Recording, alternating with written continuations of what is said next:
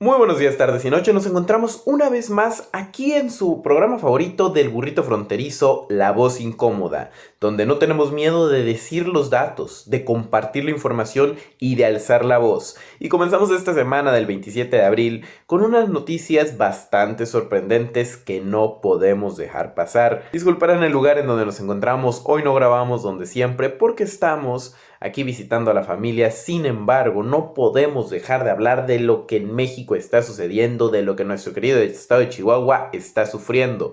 Por eso el día de hoy tenemos que hacer un énfasis en especial en analizar qué es lo que pasa en nuestro querido estado mexicano, en nuestros 32 estados de la República, y analizar cuidadosamente qué es lo que está sucediendo, porque el deber de las y los mexicanos tiene que versar hacia el futuro, hacia compartir la información, hacia saber qué es lo que está pasando, cómo está pasando, por qué está pasando y sobre todo de qué maneras podemos apoyar, porque el mexicano no puede seguir siendo ese eterno aplaudidor de los gobernantes y al contrario, debe ser crítico, exigente, pensante, que tenemos que volver a cada uno de los espacios públicos un ágora democrática, en donde se hable, se cuestione, se pregunte y logremos, mediante las propuestas y la crítica, salir adelante en el país, porque no todo es de los gobernantes, pero a los mexicanos, a los ciudadanos,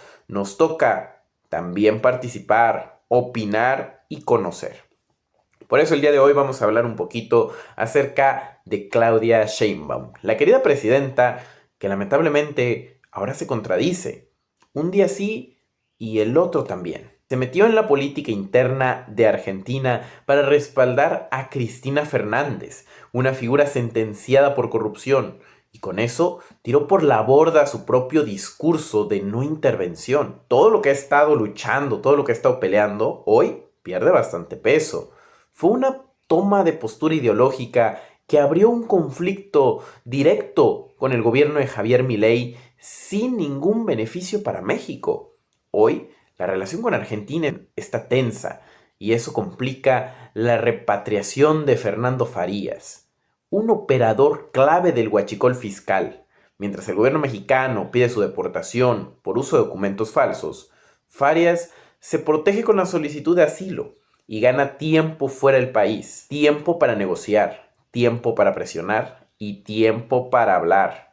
Farías es parte del círculo cercano al poder, sobrino político del exsecretario de Marina de López Obrador, señalado como líder de una red que operaba desde puertos y aduanas. Y ahora viene lo peor. Él mismo asegura que reportó el huachicol dentro de la Marina y lo hizo directamente con el entonces secretario de Marina, Rafael Ojeda.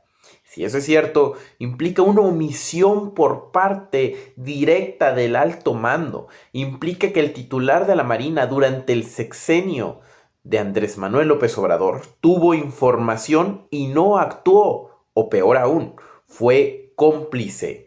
Sheinbaum no solo se metió donde no le correspondía, terminó debilitando la posición de México en un caso que puede exhibir a la Marina, al gobierno anterior y al actual, por una decisión política mal calculada. Hoy, el Estado pierde control sobre un personaje que sabe demasiado y que podría incluso ser extraditado a Estados Unidos, lo que tiene temblando, o debería tener temblando, a la cuarta transformación. El conflicto que ella provocó y que ahora le explota a Claudia Sheinbaum respalda públicamente a Cristina Fernández en un momento donde, pese a que está condenada por corrupción, ella sale a defenderla, a hablar bien de ella, en nombre, a abogar por ella. Un funcionario de otro país, rompiendo entonces una línea de no intervención en asuntos extranjeros que ella misma había impuesto para México, provocando una tensión directa con el gobierno de Javier Milei. México solicita entonces la deportación de Farías por ingreso ilegal, solicita que lo regresen para que en México pueda ser procesado por sus crímenes, pero esto se responde ante una red de discursos y de acciones contradictorias con la defensa del contraalmirante, de Farías, solicitando asilo político, Un conflicto político que resuena, que se complica por la falta de cooperación bilateral de los estados. Farias se mantiene fuera del alcance inmediato de la justicia mexicana por defender lo indefendible a una expresidenta condenada por corrupción, que terminó afectando las investigaciones de uno de los casos más graves de corrupción en México. Porque cuando Claudia Sheinbaum sale a hablar bien de Cristina Fernández y a condenar a quienes la persiguen cuando hay pruebas y un caso hecho en otro país, fuera de su jurisdicción, que no le importa al gobierno mexicano, que no le tiene por qué importar, ella sale a abogar, a intervenir, a intrometerse. Es como el vecino chismoso de la esquina que llega y que opina a la mitad de una discusión familiar o una discusión personal. Se vuelve entonces esa incomodidad para otros países y modifica el esquema de no intervencionismo que históricamente México ha mantenido. Se avisa al más alto nivel que, en otro sentido, las acusaciones de Farias son sumamente graves, porque él advierte que se le avisó al secretario de la Marina, que se le avisó al más alto nivel del gobierno dentro de la Marina en el sexenio de López Obrador. Y Farias asegura que reportó el huachicol directamente a la Secretaría de Marina. Existen comunicaciones con Rafael Ojeda cuando era secretario. Se presenta como alguien que informó lo que ocurría. Señala que el alto mando ya tenía incluso conocimiento previo a que él se lo dijera. Se presenta como alguien que no tuvo acción para frenar una red de huachicol fiscal preocupante, una operación que se perpetuó y continuó dentro de puertos y estructuras oficiales por años. Farias afirma que avisó del huachicol al otro mando, incluido Ojeda. Hubo conocimiento previo, pero no se actuó, permitiendo entonces que la red operara desde dentro, institucionalizando la corrupción, algo que ya veníamos sospechando. Un detenido fuera del país, un margen para negociar y soltar información. Farias comparece ante jueces en Argentina y solicita asilo político. Alega riesgos y regresa a México con un gobierno mexicano que busca o la deportación o la extradición. El proceso se alarga por factores políticos y legales. Permanece fuera del país con capacidad de negociación. Puede revelar cómo operaba la red de huachicol fiscal y quién está involucrado. El riesgo ya no es solo que no regrese, es que hable y arrastre a más nombres de funcionarios de la Cuarta Transformación. Yo les pregunto, ¿qué gana México metiéndose a defender a una política condenada en otro país por corrupción, con pruebas? ¿Quién dentro de la Marina sabía del huachicol y decidió hacerse la vista gorda, no actuar? ¿Por qué no se atendieron las alertas que ahora el propio Farias dice haber hecho? ¿A quién le conviene que Farias permanezca fuera del país sin hablar? ¿Qué tanto puede escalar este caso si decide revelar información desde Argentina? Este caso ya no es solo un tema judicial, es un problema de control político. El gobierno quedó a la defensiva y dependiendo de decisiones extranjeras para cerrar un expediente que debió manejar en casa. La falta de margen político prohíbe exhibir debilidad y mala gestión del conflicto. Farias hoy tiene la ventaja. Es un riesgo real para los funcionarios morenistas que estuvieron cerca de la operación o tuvieron conocimiento y no actuaron. Cada día fuera aumenta su capacidad de presión. La posible omisión dentro de la Marina abre una línea mucho más delicada. No se trata de un funcionario aislado, se trata de qué tan arriba llegó la información y quién decidió no detener nada. Aquí la responsabilidad no se diluye, se concentra. El discurso anticorrupción queda expuesto frente a un caso donde hubieron señales internas y la red siguió operando. Eso no es combate, es permisividad. Y esa permisividad tiene nombres y cargos y apuntan a un color guinda en la Cuarta Transformación. El proceso se alarga o se cae, el golpe no será solo legal, será político. La poca credibilidad del gobierno entra en juego y el costo puede ser acumulativo en otros casos similares. Y si Farias empieza a hablar, el impacto puede escalar rápido y alcanzar niveles que el gobierno no va a poder contener. Lo que hoy es un caso puede convertirse en una cadena de revelaciones que pongan una vez más al descubierto la corrupción y la colusión con el crimen organizado que los gobiernos morenistas están teniendo. Se nota la urgencia, pero también se nota la imprudencia, porque esto no estaría sucediendo si la presidenta se dedicara a trabajar los asuntos de México con prioridad, a hablar de la inseguridad de México, no a decir 6-7 en la mañanera, no a salir a hacer chistes o bromas, no a salir a hacer campaña, a jugar o a tener esa carita amigable que intenta tener, que no está más que nada llena de mentiras. Si se dedicaran verdaderamente a la política interna y dejaran de opinar sobre lo que pasa en países donde sí castigan la corrupción, o intentar a ver hacia ellos, pero decir aquí también vamos a castigar la corrupción y vamos a salir contra la impunidad, si se hicieran acciones efectivas, ahí entonces México tendría un camino diferente y esta gestión no sería una crisis, sería un tema controlado. Como siempre, esto es La Voz Incómoda y les mando un fuerte abrazo. La decisión está en ustedes, las ideas son suyas. No se vayan y quédense al segundo segmento del capítulo del día de hoy. Muy buenos días, tardes y noches. Regresamos aquí a otro capítulo, a otro segmento en el capítulo del día de hoy, 27 de abril, de su programa favorito, La Voz Incómoda, en El Burrito Fronterizo. Ya saben que seguirnos viendo, seguir compartiendo y sobre todo hablando de la información, de las noticias que suceden diariamente en México, es lo que nos motiva a estar diariamente aquí. Si algo le queremos es que las y los mexicanos sepan lo que pasa en México y en el mundo. No solamente que dejen llevar con las noticias o que se dejen llevar con información falsa en Facebook o en redes sociales, sino que vean lo que verdaderamente está pasando, que lo escuchen, que lo conozcan y sobre todo que se puedan dar el tiempo de después corroborar lo que decimos aquí. Cada uno de los datos, cada uno de los hechos, cada una de las noticias están perfectamente ubicadas para que ustedes en internet puedan buscarlas, leer más a fondo. Se llevan aquí 45 minutos, una hora, hora y media de programa, pero ustedes pueden dedicarle 20 minutos más, 30 minutos más para seguir informándose por México. Pero bueno, en este segundo segmento vamos a seguir hablando de política internacional y vamos a tocar el tema de Estados Unidos y cómo va por políticos mexicanos. El partido de Morena entra en la mira por corrupción y vínculos con el crimen. Hay un reporte de Los Angeles Times del que todo mundo está hablando y que pone a temblar a la Cuarta Transformación. Estados Unidos está preparando una ofensiva directa contra políticos mexicanos señalados por corrupción y nexos con el crimen organizado. Estamos ya en la antesala de acusaciones en cortes federales. Morena aparece en el radar y no de forma marginal.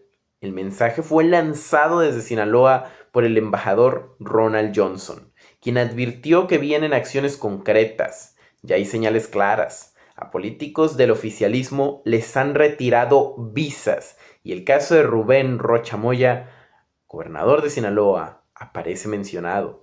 Y es algo muy delicado, pues el gobernador de Sinaloa está ligado muy estrechamente con el exmandatario federal Andrés Manuel López Obrador, como una figura central de ese poder. Estados Unidos además tiene algo que cambia todo: testigos, operadores del narco detenidos que pueden señalar directamente a políticos del oficialismo mexicano. Eso rompe cualquier control interno. La Cuarta Transformación prometió acabar con la corrupción, pero hoy enfrenta señalamientos internacionales por tolerarla y convivir con ella. Y cuando el tema cruza la frontera, ya no lo controla el gobierno mexicano ni ningún solo gobierno. Estados Unidos prepara una ofensiva judicial contra políticos mexicanos. Una administración de Estados Unidos alista campaña anticorrupción y desafortunadamente los políticos mexicanos también están dentro de la corrupción que ellos están combatiendo. Posibles acusaciones en tribunales federales contra políticos mexicanos y la aparición de Morena dentro del universo de esta investigación. El mensaje fue directo. Desde el embajador en México se advierte que pronto habrán acciones concretas por la vía legal para tratar a estos funcionarios públicos mexicanos que no pueden seguir viviendo en la impunidad, que no pueden seguir viviendo en la comodidad de no pagar por los crímenes que han cometido y los nexos que con pruebas se les están imputando. La cuarta transformación está temblando. Ahora son cortes internacionales quienes la tienen en investigación. La impunidad mexicana parece que solamente se queda dentro de la frontera. El Movimiento de Regeneración Nacional está bajo sospecha por vínculos con el crimen organizado. Señalamientos apuntan a políticos ligados a carteles, posibles informantes desde cárceles de Estados Unidos, exoperadores criminales pueden declarar contra políticos mexicanos.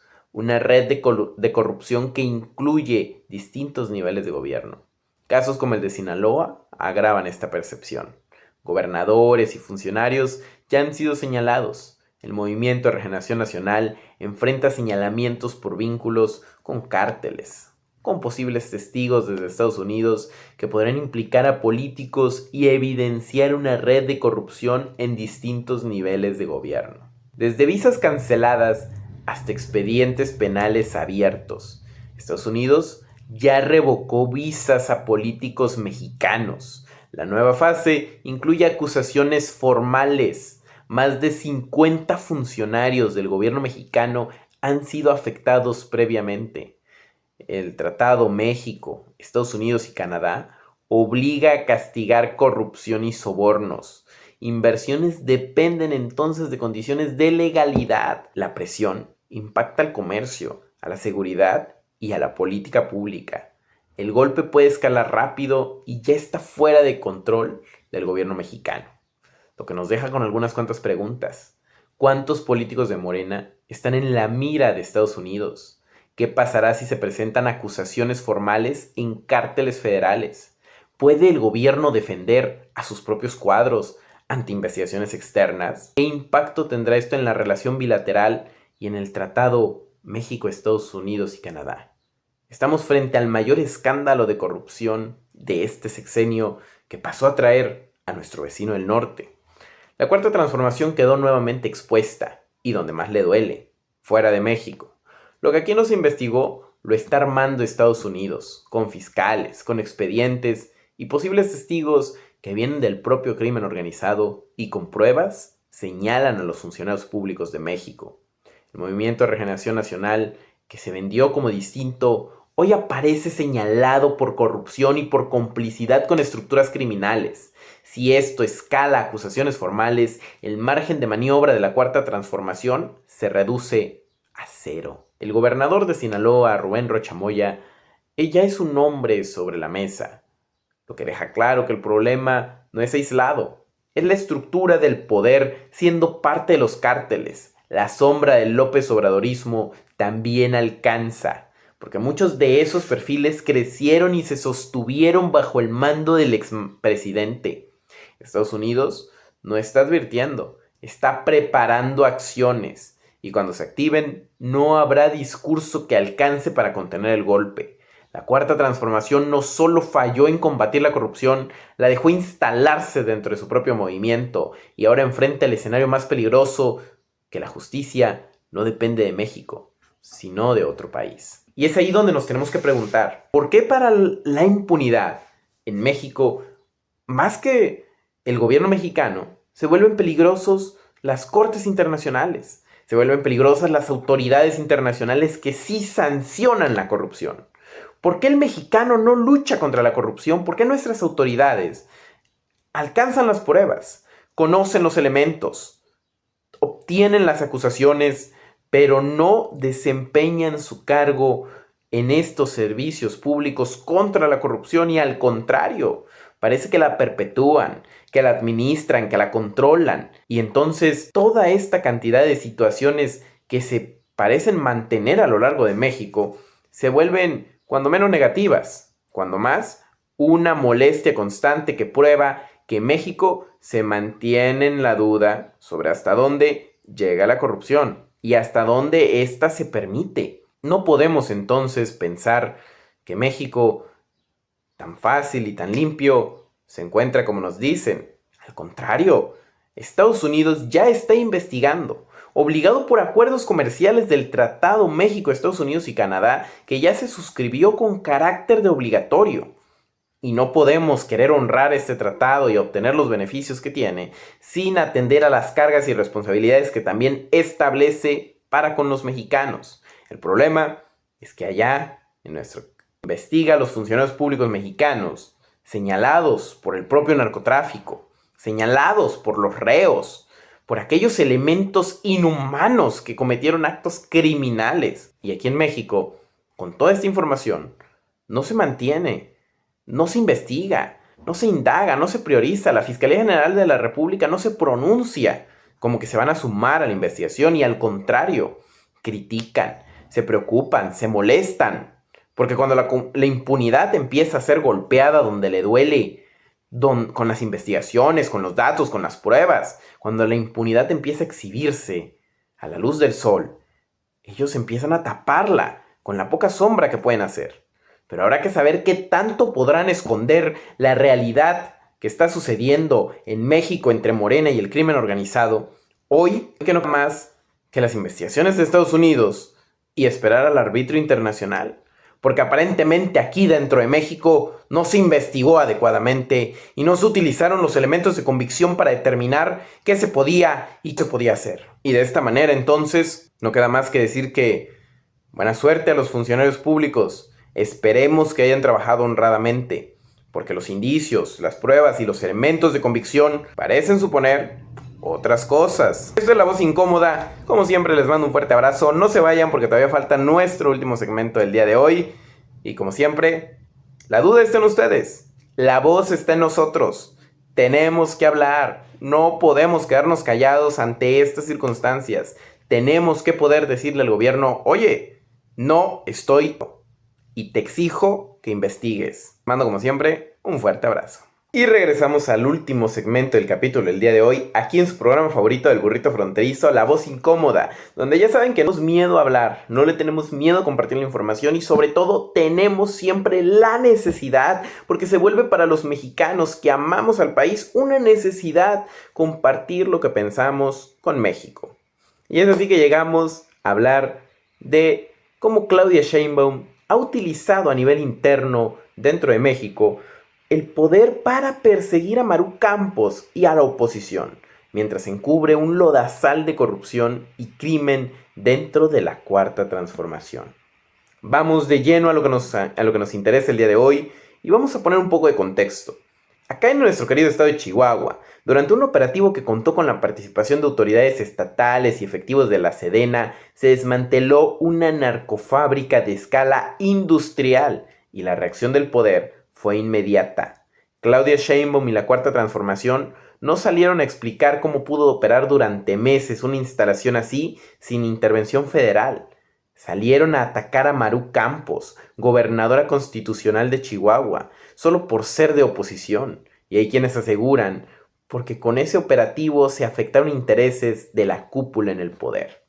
El operativo exhibe una red que para funcionar necesita protección, omisión o complicidad de las más altas autoridades. Y en ese mismo territorio aparece Andrea Chávez, en Morelos, mismo municipio donde Chihuahua dio el gran golpe al narcotráfico, presumiendo acceso a una zona donde el crimen no deja entrar a nadie. Nadie ha explicado eso, nadie ha dado la cara.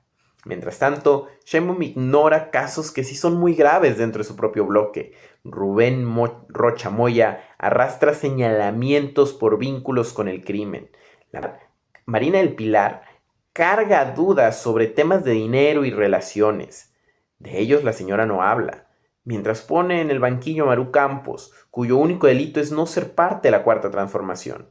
Se fabrica el escándalo donde conviene y se entierra donde duele. Y mientras se rasgan las vestiduras por un operativo conjunto, guardan silencio ante hechos que sí comprometen la soberanía todos los días. Grupos armados extranjeros operando en México, espionaje tolerado, médicos cubanos financiados con recursos públicos, narcotráfico cruzando fronteras, túneles, combustibles ilegales, territorios completos bajo control criminal, operaciones políticas desde embajadas. Nada de eso genera indignación oficial por parte del gobierno federal.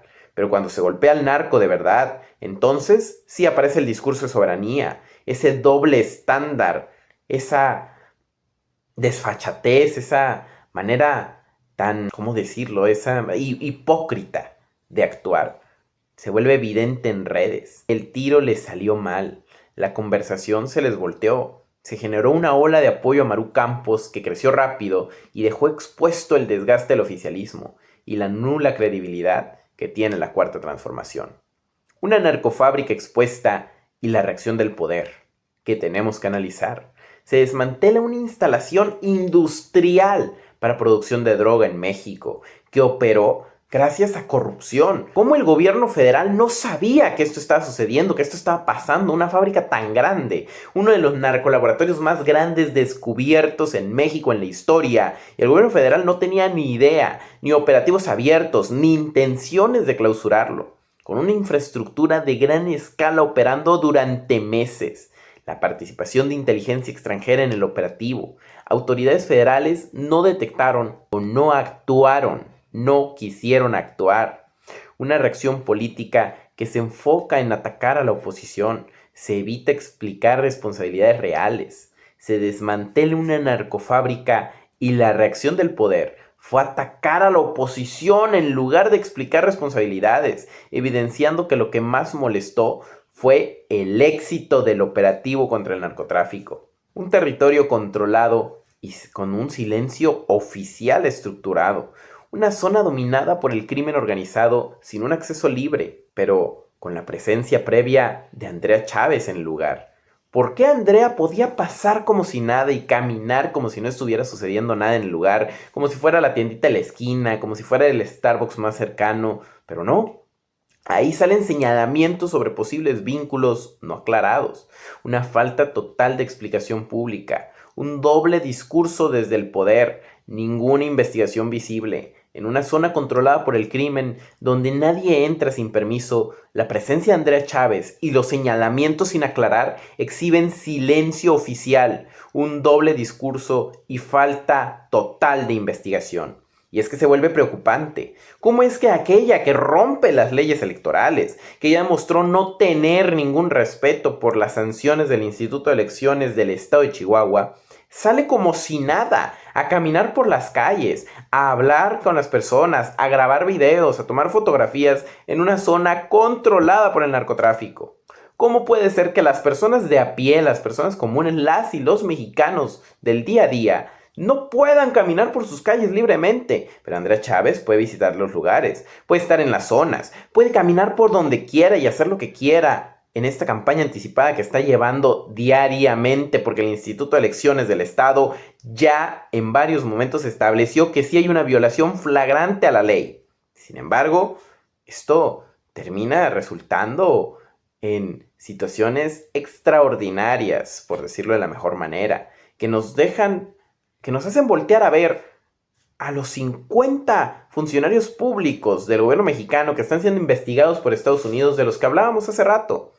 Y que, ¿qué más decir? Que, bueno, Andrea Chávez, esperemos que no sea la 51, porque es extraño que puedas caminar como funcionario público en una zona resguardada por el narcotráfico, de alta peligrosidad e inseguridad generalizada, donde estamos a nada de imponer un toque de queda ante las situaciones tan horribles que suceden. Y ahí la candidata, la precandidata anticipada, puede hacer lo que quiera. Esto evidencia redes reventadas y un apoyo hacia Maru Campos.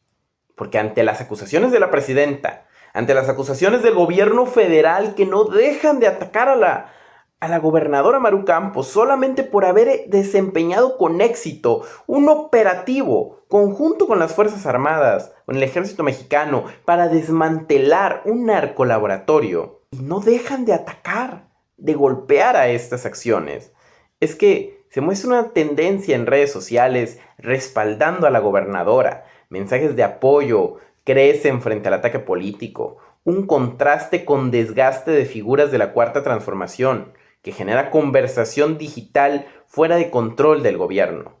Casos más graves quedan fuera del foco mediático y se impone una narrativa selectiva desde el poder. La gente ya demostró su apoyo a Maru Campos y a su gestión. Ese es el termómetro más tangible y claro. Y es que ahí donde en internet No puede el gobierno controlar lo que se dice y se hace.